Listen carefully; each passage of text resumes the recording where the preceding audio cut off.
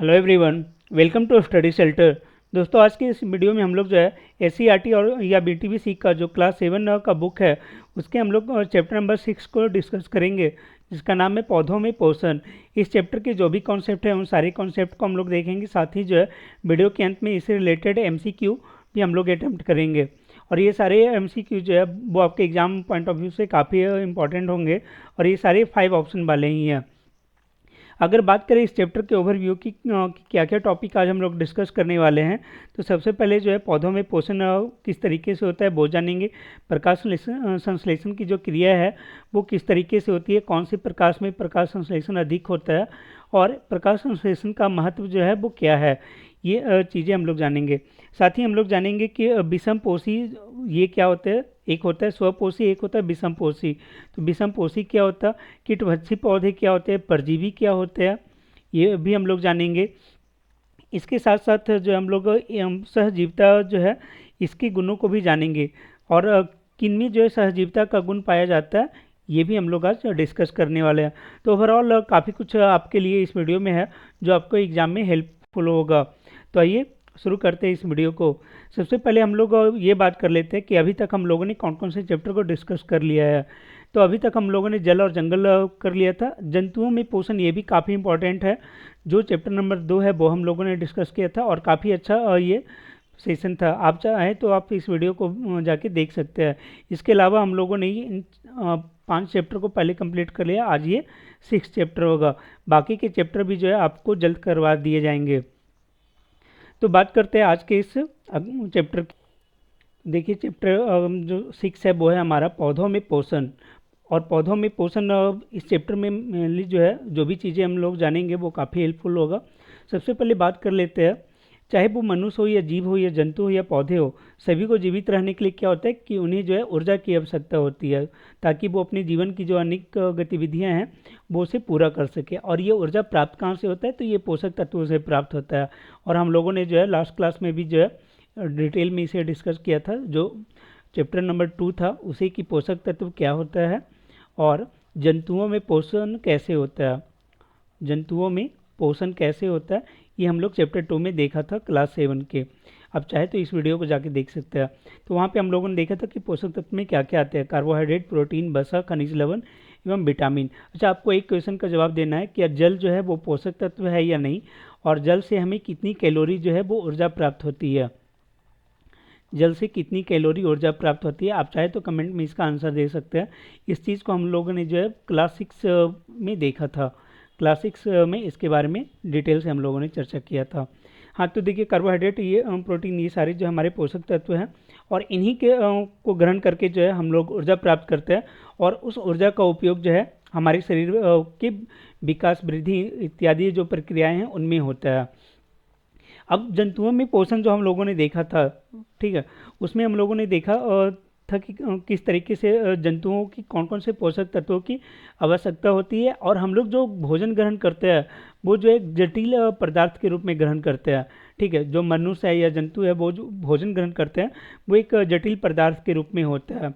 और उस जटिल पदार्थ को जो है वो पाचन प्रक्रिया के द्वारा जो है वो आपका सूक्ष्म अणुओं में तोड़ दिया जाता है। और वहीं सूक्ष्म अणु के रूप में अर्थात वो जो है कार्बोहाइड्रेट, प्रोटीन, ये सब के रूप में तोड़ा जाता है। और इस प्रक्रिया को ही हम लोग क्या बोलते थे, पाचन। तो जंतु में जो है हम लोग पोषण के अंतर्गत ही पाचन प्रक्रिया को देखते हैं। पोषण प्रक्रिया पूर्ण होने पे ही हमें जो है वो पोषक तत्व की प्राप्ति होती है। ठीक है, मतलब पाचन प्रक्रिया पूर्ण होने के बाद हमें पोषण के तत्व की प्राप्ति होती है। लेकिन पौधों में क्या है कि इन लोगों एक तो ये लोगों को जो है ये खुद भोजन बनाते हैं, तो खुद भोजन बनाते हैं तो कार्बोहाइड्रेट का निर्माण ये स्वयं कर रहे हैं, फैट भी जो है ये खुद बनाते हैं और यहाँ तक कि प्रोटीन भी ये खुद निर्माण करते हैं। तो इसलिए इनमें जो है पाचन की प्रक्रिया देखने को नहीं मिलती है। सिंपली क्या है कि जो पौधे होते हैं वो अपना भोजन स्वयं बनाते हैं, ये हम लोग सब जानते हैं। तो वहीं आज की इस वीडियो में हम लोग देखने वाले हैं कि आखिर ये कैसे जो है अपना भोजन स्वयं बनाते हैं और इनको भोजन बनाने के लिए किन किन सामग्रियों की आवश्यकता होती है। जैसे हम लोग जब भोजन बनाते हैं घर पे तो हम लोगों को बहुत सारी चीज़ों की आवश्यकता होती है, चावल, दाल, रोटी, आटा, ये सारी चीज़ों को। तो इन्हें जो है किस चीज़ की आवश्यकता होती है वो हम लोग देखने वाले हैं। पहला तो एक यहाँ पे क्वेश्चन बन रहा है कि पौधों में भोजन निर्माण की प्रक्रिया को क्या कहते हैं। तो पौधों में भोजन निर्माण की जो प्रक्रिया है वो आपका कहलाता है प्रकाश संश्लेषण, फोटोसिंथेसिस। ठीक है, तो अब देखते हैं कि कौन कौन सी चीज़ें जो हैं इन्हें कच्ची सामग्री के रूप में भोजन पकाने के लिए पौधों को चाहिए। तो देखिए, पौधे की जो हरी पत्तियां हैं वो जो है भोजन निर्माण का काम करती हैं। तो अगर पूछा जाए कि भोजन निर्माण का काम जो है पौधों में कौन करता है, तो हरी पत्तियां। इसलिए जो है इन्हें बोला जाता है पौधों का रसोई घर, पौधों का रसोई घर। और ये भोजन बनाने का काम करती हैं। इन्हें ज़रूरत किस चीज़ का होता है, तो ज़रूरत होता है जल का, कार्बन डाइऑक्साइड का, खनिज लवण का और सनलाइट का। सनलाइट से ही जो है इन्हें ऊर्जा मिलती है। जैसे हम लोग भोजन बनाने के लिए क्या करते हैं, गैस का यूज़ करते हैं, वहाँ से एनर्जी लेते हैं, उसके बाद भोजन पकाते हैं। तो उसी टाइप से ये जो है सोलर एनर्जी को लेते हैं और उस सोलर एनर्जी से ये जो है अपना भोजन पकाते हैं। अब बात है कि ये जल, कार्बन डाइऑक्साइड, खनिज लवण, इन सब की प्राप्ति इन्हें होती कैसे है। तो हम लोगों ने पिछले क्लास में भी देखा था कि जो जल है और खनिज लवण इन सब की प्राप्ति जो है वो पौधों को किससे होती है, वो मिट्टी के द्वारा होती है। जबकि जो कार्बन डाइऑक्साइड है इनकी प्राप्ति जो है पौधों को होती है वायुमंडल के द्वारा। और वायुमंडल के द्वारा ये पौधे किस तरीके से जो है कार्बन डाइऑक्साइड लेते हैं, तो पौधों की पत्तियों में जो छोटे छोटे छिद्र होते हैं जिसे स्टोमेटा बोला जाता है, उन छिद्रों के द्वारा ही जो है पौधे वायुमंडल से कार्बन डाइऑक्साइड ग्रहण करते हैं। जबकि जल और खनिज लवण कहाँ से ग्रहण करते हैं, जड़ के द्वारा। जड़ के द्वारा जो ये जाइलम जो उत्तक होता है, उस जाइलम उत्तक के द्वारा ये जो है जल और खनिज लवण ये ऊपर पहुंचाते हैं, ब्रांचेज तक इन्हें पहुंचाने का और पत्तियों तक पहुंचाने का काम होता है जाइलम के द्वारा। ये भी हम लोगों ने पिछले क्लास में जान रखा था। अब क्या है कि इन जो हरी पत्तियां हैं, इन हरी पत्तियों में एक चीज़ पाया जाता है, क्लोरोप्लास्ट। ठीक है, क्लोरोप्लास्ट नामक अर्थात वर्णक भी इसे बोला जाता है, हरित वर्णक क्लोरोप्लास्ट। तो इस क्लोरोप्लास्ट के द्वारा ही जो है ये भोजन निर्माण का काम करता है। इसे जो है हरित वर्णक भी बोला जाता है, हरित वर्णक। ठीक है, तो इनके द्वारा भोजन निर्माण की क्रिया की जाती है। और इनमें एक चीज़ पाया जाता है, मैग्नीशियम नामक तत्व पाया जाता है, जो कि इन्हें हेल्प करता है भोजन बनाने में। तो आपको पूछा जा सकता है कि भोजन जो है वो कहाँ निर्माण होता है, तो वो आपका हरे पत्तों में होता है। और जो पत्तों का हरा रंग है वो उसमें उपस्थित जो हरे रंग का वर्णक है, जिसे हम लोग क्लोरोफिल या क्लोरोप्लास्ट कर रहे हैं, उसके कारण ही जो है ये पर्णहरित बोलते हैं। उसी के कारण ये पत्तियां हरी होती है और ये भोजन निर्माण का काम करती है। और जो ऊर्जा का उपयोग है वो ये लोग ऊर्जा को, जो सोलर एनर्जी है उसका उपयोग करके जल और कार्बन डाइऑक्साइड की सहायता से ये लोग क्या करते हैं, खाद संश्लेषण करते हैं। खाद संश्लेषण कर रहे हैं और ऊर्जा आ कहाँ से रहा है, तो ऊर्जा जो है हमें सूर्य के प्रकाश से प्राप्त हो रहा है। इसलिए इस प्रक्रिया को जो है वो प्रकाश संश्लेषण या फोटोसिंथेसिस बोला जाता है। तो आपको क्लियर हो गया होगा कि आखिर इसे प्रकाश संश्लेषण क्यों बोला जाता है, क्योंकि इसमें जो है पौधे अपना खाद संश्लेषण करते हैं और किसकी सहायता से, तो सूर्य के प्रकाश की उपस्थिति में, इसलिए इसे प्रकाश संश्लेषण कहा जाता है। अब इसके रिएक्शन को देख लेते हैं कि आखिर इसमें जो है प्रकाश संश्लेषण की क्रिया होती कैसे है। तो देखिए, आप सबको मालूम होगा कि कार्बन जो है वो ऑक्सीजन में जल के क्या बनाता है, कार्बन डाइऑक्साइड बनाता है। और वहीं कार्बन डाइऑक्साइड जब जल से अभिक्रिया करता है किसकी उपस्थिति में, तो सूर्य का प्रकाश और क्लोरोफिल की उपस्थिति में। कार्बन डाइऑक्साइड जल, सूर्य के प्रकाश और क्लोरोफिल की उपस्थिति में जब रिएक्शन करता है, उसके बाद ये बनाता है कार्बोहाइड्रेट अर्थात ग्लूकोज बनाता है और ऑक्सीजन बनाता है। तो इस तरीके से भोजन के रूप में ये जो कार्बोहाइड्रेट का निर्माण कर रहा है। तो एग्जाम में आपको पूछा जा सकता है कि कार्बन प्रकाश संश्लेषण की जो क्रिया है उसमें किसका जो है वो यूज होता है, तो कार्बन डाइऑक्साइड और जल का यूज होता है किसके उपस्थिति में, सूर्य के प्रकाश की उपस्थिति में और क्लोरोफिल के द्वारा। ठीक है, और बाई प्रोडक्ट के रूप में हमें क्या प्राप्त होता है, तो कार्बोहाइड्रेट प्राप्त होता है और ऑक्सीजन प्राप्त होता है। तो ये आप याद रखिएगा। यही कार्बोहाइड्रेट जो है वो बाद में आपका जो है मंड के रूप में या स्टार्च के रूप में पौधे के पत्तियों में जमा हो जाता है। तो इस तरीके से जो है ये क्रिया होती है। वहीं जो ऑक्सीजन है ये फिर क्या होता है, जो पत्तियों में रंध्र होता है, छिद्र होता है, उसी छिद्र के सहारे ये क्या करते हैं, वो आपका वायुमंडल में चले जाते हैं। तो आप देख रहे हो यहाँ पे पौधे जो ग्रहण क्या कर रहे हैं, कार्बन डाइऑक्साइड ग्रहण कर रहे हैं और छोड़ क्या रहा है, ऑक्सीजन छोड़ रहा है। तो कार्बन डाइऑक्साइड क्या है, एक तरीके से दूषित गैस बोला जाता है इसे। और ये जो है जो मानव के लिए या फिर जीव जंतुओं के लिए ज़रूरी होता है ऑक्सीजन, उस ऑक्सीजन को ये जो है फिर प्रदान कर रहा है। तो इस तरीके से ये आपको एग्जाम में पूछा जा सकता है कि कौन से गैस वो प्रदान करते हैं और इसका महत्व क्या है। वहीं जो ये प्रकाश संश्लेषण की क्रिया है, आप ही जो है हमेशा खाना बनाते रहते हो क्या? हमेशा खाना जो है हम लोग नहीं बनाते, जब हमें ज़रूरत होता है तब बनाते हैं, और वो सारी चीज़ें जब अवेलेबल होता है तभी खाना बनता। उसी टाइप से क्या है कि पौधे भी जो है वो हमेशा खाना नहीं बनाते। पौधे जो है वो दिन के समय में जब सूर्य प्रकाश होता है तब ये भोजन बनाते हैं, और रात्रि में क्या है कि जो संचित भोज्य पदार्थ है उसी को वो ग्रहण करते हैं। तो इस तरीके का क्रिया जो है ये पौधों में होता है। वही जो प्रकाश है वो प्रकाश में आपको मालूम होगा कि वो अलग अलग रंग होते हैं। तो इसमें जो रेड कलर का प्रकाश होता है, लाल रंग का जो प्रकाश है, उसमें प्रकाश संश्लेषण की जो क्रिया है वो तीव्र हो जाती है। और वहीं जो बैंगनी रंग की जो प्रकाश होती है उस प्रकाश में जो है वो पौधे में प्रकाश संश्लेषण की जो क्रिया है वो धीमी होती है। तो ये भी आपको एग्जाम में पूछ लिया जाता है कि किस प्रकाश के किस रंग में प्रकाश संश्लेषण की अर्थात फोटोसिंथेसिस की जो क्रिया है वो अधिक होती है, तो लाल रंग में, और किस में कम होती है, तो बैंगनी रंग में। एक चीज़ और यहाँ पे पूछ लिया जाता है कि क्या सभी पौधे जो है वो प्रकाश संश्लेषण करते हैं, और सभी क्या सूर्य प्रकाश में ही करते हैं? तो नहीं, सभी पौधे जो है वो प्रकाश संश्लेषण नहीं करते। कुछ पौधे क्या है कि वो जो है जो जल हाँ, एक चीज़ और बता रहे, जो जलीय पौधे हैं जैसे कार्बन डाइऑक्साइड ये कहाँ से प्रदान कर रहे थे?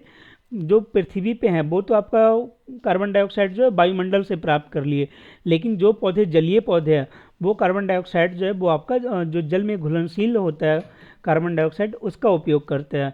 तो ये भी आपको पूछा जा सकता है कि जो जलीय पौधे हैं वो प्रकाश संश्लेषण की क्रिया के लिए कार्बन डाइऑक्साइड कहाँ से प्राप्त करते हैं? तो आपका जल से प्राप्त करते हैं।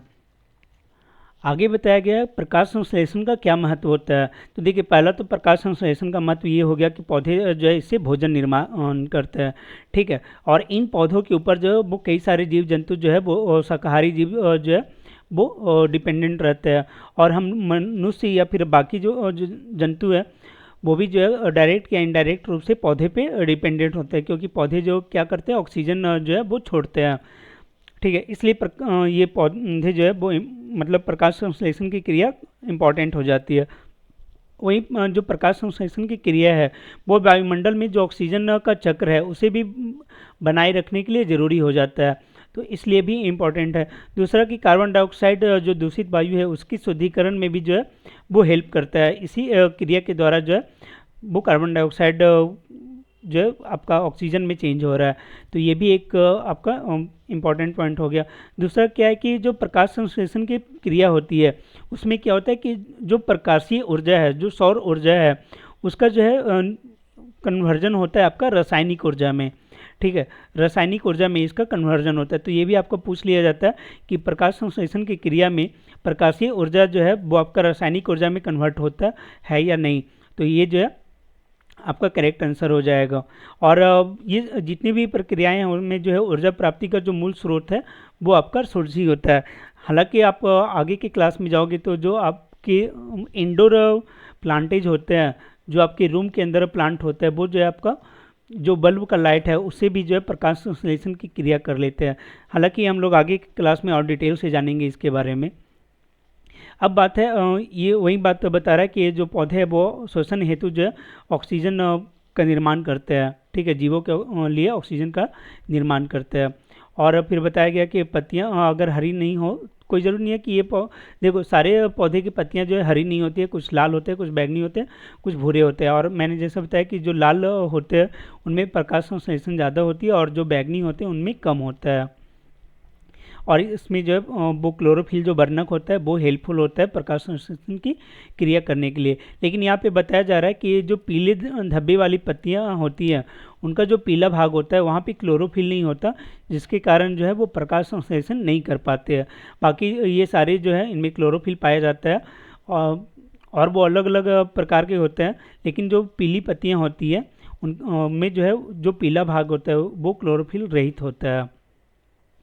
तो ये सारी चीज़ें बताया गया। फिर यहाँ पे पूछा जा रहा है कि ये जो कैक्टस का पौधा है कैक्टस जो मरुस्थलीय पौधा है, इसमें क्या होता है कि आपका पत्तियां कहीं नज़र नहीं आ रहा होगा, पत्ती नज़र नहीं आ रहा है, तो फिर ये प्रकाश संश्लेषण कैसे करता है? देखो, इनकी जो पत्तियां हैं वो आपका कांटे के रूप में चेंज हो जाती है, ठीक है। और इनमें जो प्रकाश संश्लेषण की क्रिया है ये इनका तना के द्वारा किया जाता है। तना के द्वारा जो है ये प्रकाश संश्लेषण की क्रिया होती है, और इन्हीं तना में जो है ये भोजन को जो है ये सुरक्षित भी रखता है। तो आप अगर आपको पूछा जाए कि कैक्टस में जो है वो आपका प्रकाश संश्लेषण कहाँ होता है, तो आप बता सकते हैं कि नागफनी या कैक्टस में ये आपका प्रकाश संश्लेषण तना में होता है, ठीक है। आगे फिर ये कुछ प्रयोग किया गया है जिसमें बताया गया है कि किस तरीके से प्रकाश संश्लेषण की जो क्रिया है उसे हम लोग जान सकते हैं। तो एक विधि होता है आयोडीन विधि। आयोडीन विधि के द्वारा जो है हम लोग अवलोकन कर पाते हैं कि जो पौधे की पत्तियां हैं इनमें स्टार्च है या नहीं। अगर इसका हमें परीक्षण करना होगा तो हम लोग किसका करेंगे? आयोडीन परीक्षण के द्वारा इस चीज़ का पता कर लेते हैं। अब स्टार्च क्यों? क्योंकि प्रकाश संश्लेषण अगर पौधे करेंगे तो वो क्या करेंगे? कार्बोहाइड्रेट बनाएंगे, या जो कि बाद में स्टार्च में आपका कन्वर्ट होता है। तो अगर वो प्रकाश संश्लेषण कर रहा होगा तो हमें पता चल जाएगा। इसलिए ये जो परीक्षण होता है वो आयोडीन परीक्षण के द्वारा पता किया जाता है। फिर वही सारी चीज़ें आगे बताया गया है कि जो प्रकाश संश्लेषण का के बाद जो है कार्बोहाइड्रेट बनता है और ऑक्सीजन बनता है, ठीक है। इसके अलावा क्या है, पौधे जो है वो प्रोटीन, वसा आदि का संश्लेषण भी करते हैं, लेकिन इसके लिए उनको और भी चीज़ों की आवश्यकता होती है। जैसे प्रोटीन के संश्लेषण के लिए क्या करते हैं पौधे जो है वो नाइट्रोजन की उन्हें आवश्यकता होती है। और ये नाइट्रोजन पौधे कहाँ से लाते हैं? तो देखो, ऐसे तो नाइट्रोजन आपको मालूम होगा कि हमारा जो वायुमंडल है उसमें सर्वाधिक मात्रा में नाइट्रोजन फैला हुआ है। उसके बाद जो है ऑक्सीजन का नंबर आता है, ठीक है। 78% जो है लगभग आपका नाइट्रोजन है, और बाकी जो है आपका ऑक्सीजन की मात्रा है। लगभग आपका लगभग 21% जो है क्या होता है कि ऑक्सीजन हमारे वायुमंडल में, और 78% जो है नाइट्रोजन।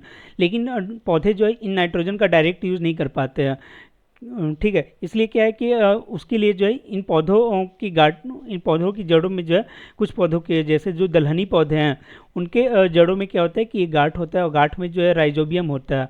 और ये राइजोबियम नामक जो जीवाणु है वो इन जो नाइट्रोजन है उसका स्थिरीकरण करता है। स्थिरीकरण करने का मतलब ये कि वायुमंडल से उस नाइट्रोजन को जो है वो मिट्टी में लाता है, जिसका जो है वो पौधे यूज कर सके।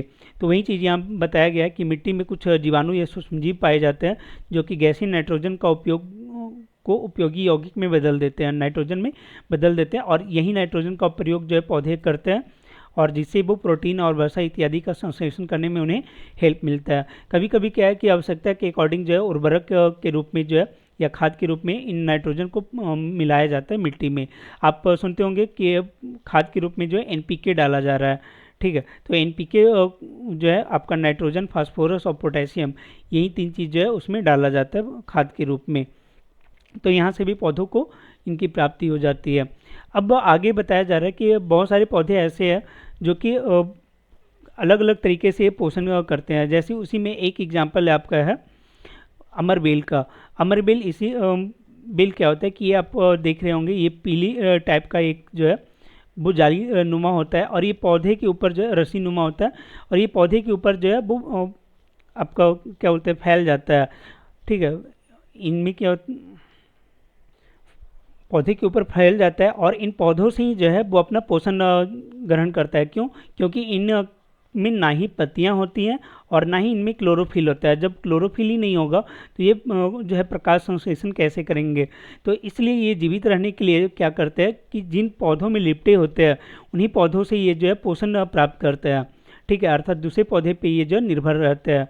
साथ ही उनको जो है वो हानि पहुंचाने का भी काम करते हैं। इतने वो घने हो जाते हैं क्योंकि जिसके कारण जिस पौधे पे ये लोग हैं वो पौधा जो है वो सही ढंग से प्रकाश संश्लेषण नहीं कर पाता, और उसे भोजन की प्राप्ति कम हो पाती है।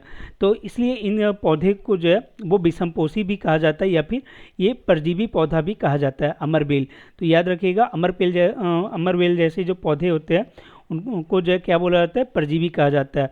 परजीवी कहने का मतलब वो है कि जो अपनी पूरे जीवन में या पूरा जीवन या फिर आंशिक जीवन जो है दूसरे जीव के साथ बिताते हैं, साथ ही उनसे भोजन ग्रहण करते हैं, लेकिन बदले में क्या है कि उन्हें वो हानि पहुंचाते हैं, ठीक है। तो ये चीज़ें जो है वो परजीवी का लक्षण होता है, और परजीवी को हम लोग क्या बोलते हैं, परजीवी को हम लोग होस्ट बोलते हैं। ठीक है, परजीवी को क्या बोलते हैं, होस्ट बोलते हैं। सॉरी, परजीवी को हम लोग बोलते हैं आपका क्या, पैरासाइट बोलते हैं। और जो इनको यहाँ पे देखो तीन चीज़ें हो रहा है। ठीक है, एक आपका जो है पौधा है, एक आपका पौधा है, दूसरा आपका अमरबेल है। ठीक, तो ये पौधे जो है, ये जो हैं ये आपका कहला जाएंगे परपोषी, परपोषी, जो कि अमरबेल को पोषण प्रदान कर रहा है, तो ये परपोषी कहलाएंगे, ये कहलाएगा आपका होस्ट। और जो अमरबेल है ये आपका कहलाएगा परजीवी, परजीवी। और ये जो है परजीवी, इसी को बोलते हैं हम लोग पैरासाइट, पैरासाइट बोलते हैं। तो वो ये चीज़ें हैं। और ये जो पूरा प्रोसेस है ये आप कह सकते हैं ये आपका विषमपोषी कहलाता है। मतलब विषमपोषी वही है कि जो दूसरे के ऊपर डिपेंडेंट होते हैं। ठीक है, आगे देखते हैं। लेकिन ये परपोषी भी जो है वो दो तरीके के होते हैं। एक परपोषी तो हम लोगों ने देखा कि आप वो जो दूसरे पे डिपेंडेंट रहते हैं। ठीक है, लेकिन जो दूसरा परपोषी है, परपोषी मतलब वो जो खाना नहीं बनाता, तो एक तो आपका परजीवी हो गया। ठीक है, एक आपका परजीवी हो गया, और दूसरा होता है मृतोपजोवी, मृतोपजीवी, मृतोपजीवी। ये हम लोग आगे अभी पढ़ने वाले हैं। तो इसी परजीवी में एक और आपका उदाहरण आ जाता है, आप नाम सुने होंगे, जोक या फिर फीता कृमि का। जोक और फीता कृमि भी क्या होता है कि वो आपका परजीवी का उदाहरण है। वो आप जो है जंतु के शरीर में होते हैं, और उनसे पोषण भी ग्रहण करते हैं, और साथ ही जो है उन्हें तकलीफ भी पहुंचाते हैं। तो ये चीज़ें जो है वो आपका परजीवी का उदाहरण है। यहाँ पे एक और बताया गया है आपका परपोषी में, कि परपोषी का एक उदाहरण जो है वो आपका घटपर्णी भी है। देखो, घटपर्णी क्या है कि एक ऐसा पौधा है जो कि जंतुओं का भक्षण करता है। ठीक है, आप अभी तक या फिर आप बोल सकते हो कि ये एक मांसाहारी पौधा है। क्या है, मांसाहारी पौधा है, जो कि दूसरे जीवों को खाता है, कीट पतंगों को खाता है, कीटों को खाता है। तो उसका ये उदाहरण जो है वो आपका घटपर्णी है। घटपर्णी को ही जो है वो आपका पिंचर प्लांट के रूप में भी जाना जाता है, पिंचर प्लांट के नाम से भी इसे जाना जाता है। अब ये घटपर्णी करता क्या है और ये क्यों इन जीवों को खाता है। तो देखो, जिन क्षेत्रों में ये पौधे उगते हैं, घटपर्णी उगता है, उनमें क्या है कि उन जगह की मिट्टी में जो है वो नाइट्रोजन की कमी होती है। अब इन नाइट्रोजन की पूर्ति वो कैसे करे, तो इसके लिए क्या है कि ये जो है वो कीटों का भक्षण करता है। और कीटों का भक्षण कैसे करते हैं, ये कीप जैसी एक इनकी स्ट्रक्चर बना होता है जिसके ऊपर जो है एक ढक्कन होता है, और इन्हें जो है वो आकर्षित करते हैं। आकर्षित करने, कीट जब इनमें आकर्षित होते हैं स्मेल के थ्रू या जो भी, तो क्या है कि जब इसके अंदर जाते हैं तो वहाँ पे जो है वो जालीनुमा संरचना बनी होती है, रोएदार संरचना। जैसे आप मकड़ी को देखते हो, मकड़ी क्या है, मकड़ी जो है वो भी जाल बनाता है, तो उसी टाइप का जाल जो है इस घटपर्णी में भी होता है, और रोएदार होता है। जब वहाँ पे कीट जाते हैं तो वो फंस जाते हैं, और फिर उन्हीं में जो है एक पाचक रस वहाँ पे जनरेट होता है, और उन कीटों का पाचन कर लेते हैं। इस तरीके से ये जो कीटभक्षी पौधे हैं वो जो है इनका भक्षण करते हैं। और इसका एग्जाम्पल जो एग्जाम में पूछा जाता है, जैसे आपका एक तो हो गया घटपर्णी या फिर पिंचर प्लांट, इसके अलावा वीनस फ्लाई ट्रैप, इसके ऊपर आप मूवी में भी इसको देखे होंगे।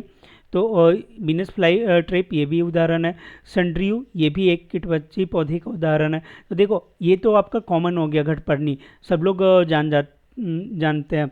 लेकिन एग्जाम में जो आपका ये सारा दे दिया जाता है कि निम्नलिखित में कौन सा जो एक घटपर्णी पौधा है, और वहाँ पे आपको दे देगा अमरबेल। तो अमरबेल अभी हम लोगों ने जो देखा था वो आपका जो है कीटभक्षी पौधा नहीं है। क्यों, वो एक परजीवी का उदाहरण है, वो एक परजीवी का उदाहरण है, लेकिन वो कीट का भक्षण नहीं करता है। तो वहाँ पे अमरबेल दे दिया और कुछ और ऑप्शन में दे दिया, और फिर एक वीनस फ्लाई दे दिया। तो सही आंसर क्या हो जाएगा, वीनस फ्लाई, सनड्रियू और घटपर्णी। तो इसलिए आपको इन सारे नामों को भी आपको याद रखना है। हम लोगों ने ये भी देख लिया कि आखिर ये पौधे क्यों और जो है वो कीटों का भक्षण करते हैं, क्योंकि इनमें जो है नाइट्रोजन की कमी होती है इनकी मिट्टी में। इसके बाद आगे हम लोगों ने अभी देखा था कि परपोषी दो टाइप के होते हैं, एक परजीवी, दूसरा मृतोपजीवी। मृतोपजीवी का मतलब क्या है कि वैसे जीव या फिर पौधे जो कि दूसरों के ऊपर डिपेंडेंट होते हैं, और ये जो दूसरी चीज़ होते हैं वो आपका कूड़ा हो गया या मृत जीव जो है उनके ऊपर डिपेंडेंट है। जो सड़ी गली वस्तुएं हैं उनसे जो है पाचक रस का स्राव कर उनसे अपना पोषक तत्व प्राप्त करते हैं। तो वैसे जो है जो अपना पोषक तत्व मरे हुए या सड़े गले पदार्थों से प्राप्त करते हैं वो कहलाते हैं आपका मृतोपजीवी। और इसमें आपका सबसे अच्छा उदाहरण जो है वो कवक है। कवक जैसे आपको कुरमुत्ता, गोबर छत्ता या फिर और भी कुछ चीज़ें होते हैं उनको देखे होगे, वो आपका जो कचरे का ढेर है या फिर गोबर वगैरह है वहाँ पे ये अपने आप आ जाते हैं। तो क्यों अपने आप आ जाते हैं और उन जो सड़ी गली पदार्थों हैं उनसे जो है अपना पोषण प्राप्त करते हैं, इसलिए इसे क्या बोला जाता है, मृतोपजीवी बोला जाता है।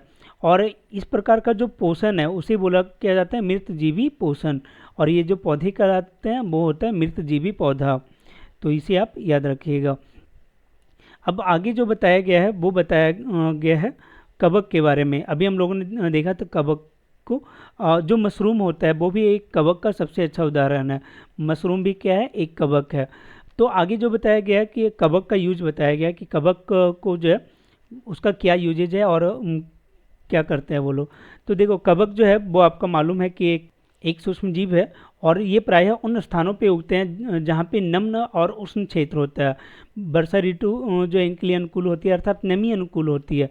इसलिए जो है जब आप कोई भी अचार वगैरह या मुरब्बा वगैरह को भींगे हाथों से छू देते हैं तो वहाँ पे कवक जो है वो पैदा हो जाता है। अब कवक के कारण जो है कुछ रोग भी होते हैं, उनके बारे में बताया गया है। और ये दो रोग जो है वो दो टाइप के होते हैं। एक जो मानव के अंदर रोग होता है जैसे खुजली हो गया, दिनाई हो गया, सिहुली हो गया। इसके अलावा आपका दाद है, ठीक है, दाद। फिर एक जो बीमारी है वो है मेनिनजाइटिस। मेनिनजाइटिस ये भी जो है वो कवक के कारण ही होता है। और एग्जाम में ये पूछ लिया जाता है कि निम्नलिखित में कौन सा रोग जो है वो कवक के द्वारा हो रहा है या जीवाणु के द्वारा हो रहा है। तो याद रखिएगा खुजली, दिनाई, दाद, सिहुली और मेनिनजाइटिस ये सारे जो है वो कवक के कारण मनुष्य या जंतुओं में होने वाले रोग हैं। वहीं अगर बात करें पौधों में, तो पौधों में जो है आलू का झुलसा रोग का कारण जो है वो कवक ही होता है।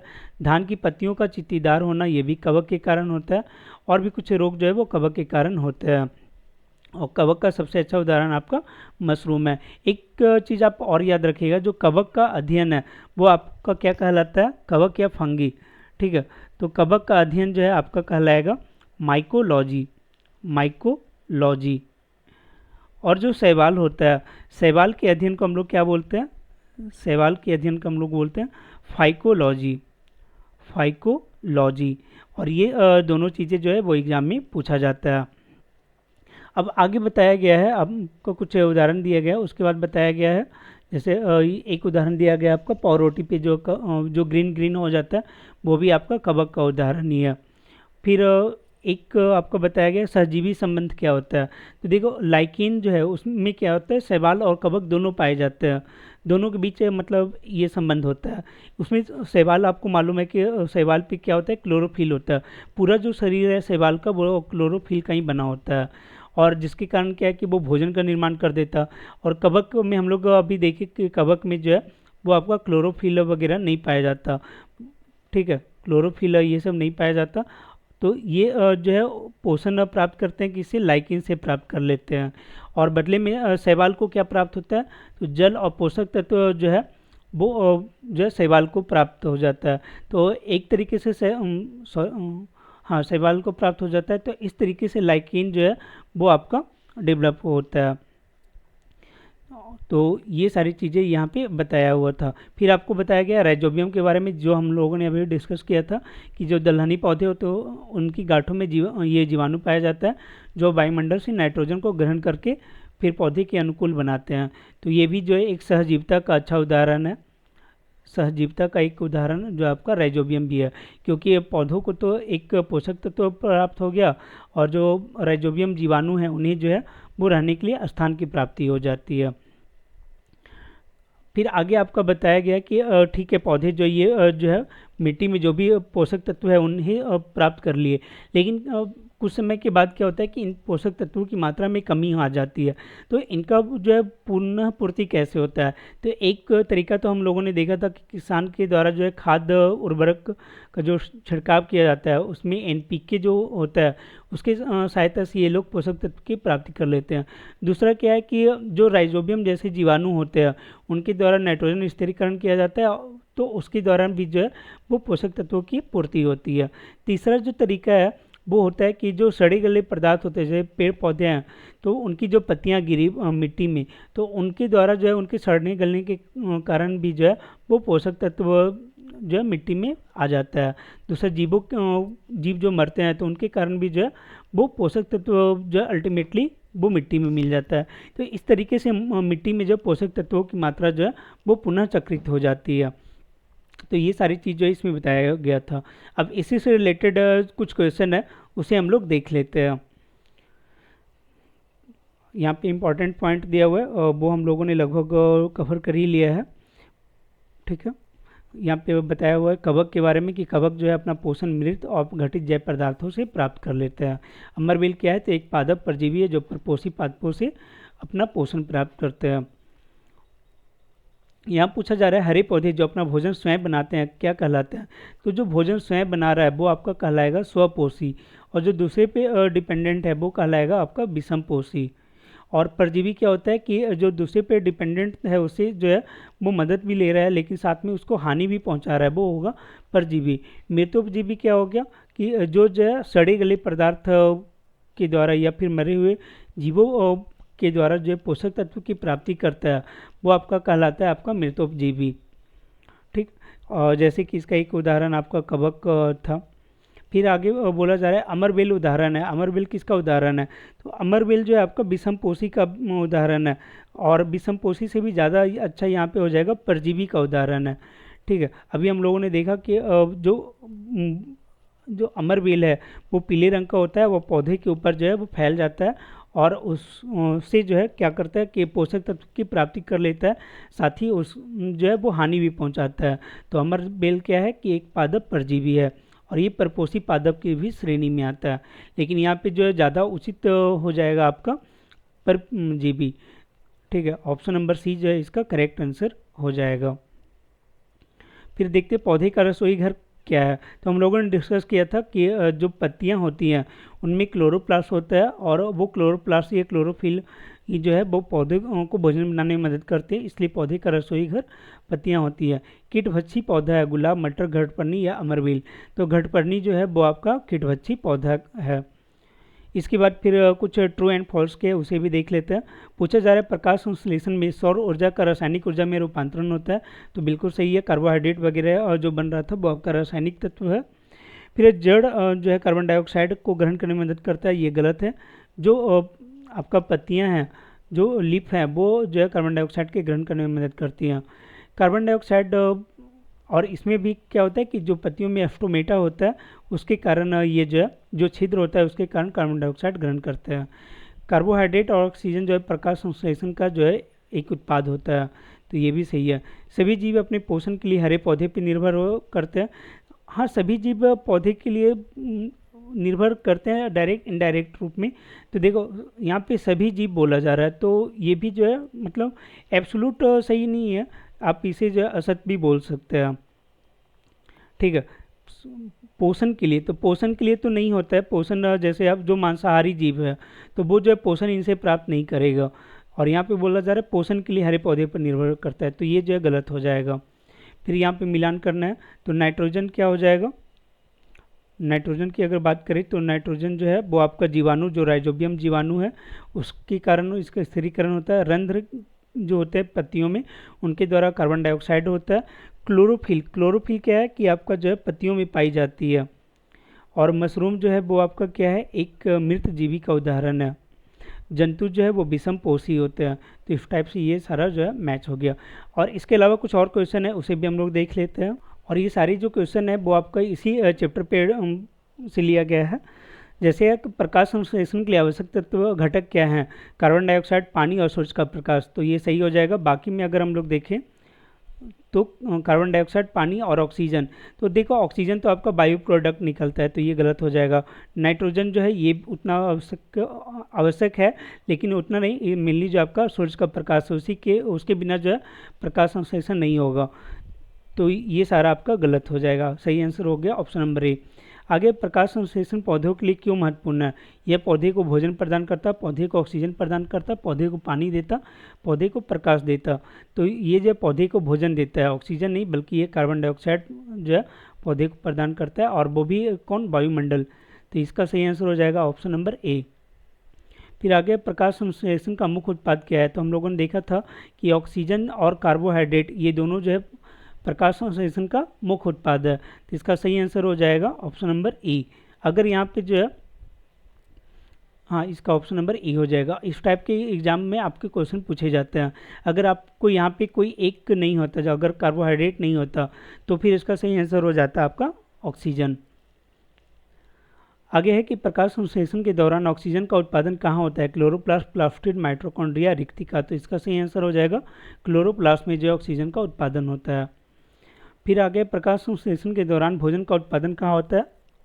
तो देखो, एक का आपको पूछा जा रहा है कि ऑक्सीजन का उत्पादन कहाँ होता है, तो ऑक्सीजन का उत्पादन कहाँ होगा? आपका जो है क्लोरोप्लास्ट में भोजन बनेगा, और भोजन बनने के बाद जो ऑक्सीजन यहाँ पे निर्मित हो रहा है। दूसरा पूछा जा रहा है भोजन का उत्पादन कहाँ होता है, तो ये भी तो आपका क्लोरोप्लास्ट में ही होगा, इसलिए दोनों का करेक्ट आंसर हो जाएगा ऑप्शन नंबर ए। फिर आगे, क्लोरोप्लास्ट में कौन सा तत्व पाया जाता है? तो क्लोरोप्लास्ट में जो है आपका मैग्नीशियम तत्व पाया जाता है। इसी को आपको जो है इस तरीके से भी पूछा जाता है कि निम्नलिखित में कौन सा तत्व जो है वो आपका क्लोरोप्लास्ट में पाया जाता है। ठीक है, इस टाइप से आपको दे के दिया जाएगा। तो याद रखिएगा, मैग्नीशियम जो है वो Mg होता है और क्लोरोप्लास्ट में पाया जाता है। इसी को दूसरे रूप में पूछा जाता है कि प्रकाश संश्लेषण के लिए कौन सा तत्व जो है आवश्यक होता है? तो मैग्नीशियम जो है वो आवश्यक हो जाता है। अगला प्रश्न है, प्रकाश संश्लेषण की प्रक्रिया महत्वपूर्ण है किस चीज़ के लिए? तो वायुमंडल में ऑक्सीजन का संतुलन बनाने के लिए, ये सही है। भोजन का उत्पादन करने के लिए, जिस पर अन्य जीव निर्भर है, ये भी सही है। पृथ्वी पर पानी का उत्पादन, ये गलत हो जाएगा। यह दूषित कार्बन डाइऑक्साइड का अवशोषण करता है, तो ये भी सही हो जाएगा। तो इसका सही आंसर हो जाएगा ऑप्शन नंबर ई। ठीक है, तो याद रखिएगा ऑप्शन नंबर ई जो है इसका करेक्ट आंसर हो गया। देखते हैं अगले प्रश्न को। अगला जो प्रश्न है वो है, नागफनी में प्रकाश संश्लेषण पौधे के किस भाग से होता है? जड़, तना, कांटे या पत्तियां? देखो, नागफनी में जो है वो पत्तियां नहीं पाई जाती हैं, और कांटे जो है वो पत्तियां जो है वो कांटे में रूपांतरित हो जाती है। लेकिन जो प्रकाश संश्लेषण की क्रिया है वो जो है आपका करने का काम तना करता है। फिर वह पूछा जा रहा है, प्रकाश संश्लेषण जो है सर्वाधिक किस रंग के प्रकाश में होता है? तो ये आपका रेड कलर का जो लाइट है उसमें होता है। फिर अमरबेल अपना भोजन कहाँ से प्राप्त करते हैं? तो अमरबेल जो है एक पादप परजीवी है जो कि अपना भोजन अन्य पौधों से प्राप्त करते हैं। अमरबेल एक प्रकार है किसका? परजीवी का, सहजीवी का, स्वपोषी का या घटक का? इसका सही आंसर हो जाएगा आपका परजीवी का। ये अगर स्वपोषी की जगह पे परपोषी होता, ठीक है, कि तब हो जाता अमरबेल एक प्रकार है परजीवी और परपोषी दोनों, और फिर यहाँ पे हो जाएगा उपरोक्त में से कोई नहीं। लेकिन इसका जो अमरबेल एक प्रकार है, ये इसका सही आंसर है परजीवी का। विषमपोषी क्या है? विषमपोषी वे होते हैं जो अपना भोजन स्वयं नहीं बनाते। वे जीव जो अपने भोजन के लिए अन्य जीवों पर निर्भर होते हैं वो कहलाते हैं आपका विषमपोषी। फिर ये विषमपोषी के उदाहरण है मनुष्य, जानवर, कवक और कुछ बैक्टीरिया। तो देखो, मनुष्य जो है वो भोजन के लिए पौधे पे डिपेंडेंट होता है, पौधे के द्वारा जो चीज़ें उन्हें प्राप्त होता है उससे, और जंतुओं के ऊपर भी डिपेंडेंट होता है। तो विषमपोषी का उदाहरण हो गया मनुष्य, जानवर, कवक। कवक भी जो है वो विषमपोषी का एक उदाहरण है। फिर बैक्टीरिया, ये भी जो विषमपोषी का उदाहरण है। कीटभक्षी पौधे के लिए कीटों का क्या महत्व है? तो कीटभक्षी पौधे क्यों महत्व है? क्योंकि ये पौधे को नाइट्रोजन प्रदान करते, पानी प्रदान करते, कीटों से पौधे को कीटों से बचाते, और पौधे को कार्बोहाइड्रेट प्रदान करते। तो इसका सही आंसर हो जाएगा, ये पौधे को जो है नाइट्रोजन प्रदान करने का काम करता है। कौन? कीटभक्षी पौधा। आगे है, कौन सा पौधा जो है वो कीटभक्षी पौधा नहीं है? वीनस फ्लाईट्रैप, ड्रोसेरा, नेपथेंस या घटपर्णी? तो देखो, नेपथेंस और घटपर्णी लगभग एक ही है, तो इसका सही आंसर और इसके अलावा वीनस फ्लाई, ये भी कीटभक्षी पौधा है। ड्रोसेरा ये भी केटोचिक पौधे, तो इसका सही आंसर हो जाएगा आपका ऑप्शन नंबर ई। फिर आगे पूछा जा रहा है मृतोपजोवी पारिस्थितिकी तंत्र में क्यों महत्वपूर्ण है। तो पारिस्थितिकी तंत्र में क्यों महत्वपूर्ण है, क्योंकि यह जो है वो क्या करता है, जो आपका मृत पौधे हैं उन्हें आप घटित करके उनसे पोषक तत्वों को प्राप्त करता है और वापस जो है पारिस्थितिक तंत्र में मिला देता है। इसलिए जो मृतोपजोवी जो जीव हैं वो जो है वो इम्पॉर्टेंट हो जाते हैं। आगे पूछा जा रहा है, ठीक है, अगला देखते हैं। आगे पूछा जा रहा है आलू का झुलसा रोग किसके कारण होता है। तो हम लोगों ने देखा था कि आलू का झुलसा रोग जो है वो कवक के कारण हो रहा था और धान में जो है वो पत्तियां जो है इसके कारण खराब हो रही थी। फिर है कवक के साथ शैवाल का सहजीवी संबंध किससे में होता है। तो कवक के साथ शैवाल का जो सहजीवी संबंध है वो आप किसके साथ होता है, लाइकिन के साथ होता है। लाइकिन में मालूम है कि कवक जो है वो शैवाल को देता है जल और पोषक तत्व, और उसी का यूज करके शैवाल में जो क्लोरोफिल है उसका यूज करके ये भोजन का निर्माण करता है। इस तरीके से लाइकिन जो है वो सहजीविता का गुण दिखाता है। तो इस तरीके से ये चैप्टर जो है कंप्लीट हो गया। अगर ये वीडियो आपको अच्छा लगा होगा तो आप वीडियो को लाइक करें, चैनल को सब्सक्राइब कर लें और अगर अपने दोस्तों के साथ भी इसे शेयर करें। Thanks for watching.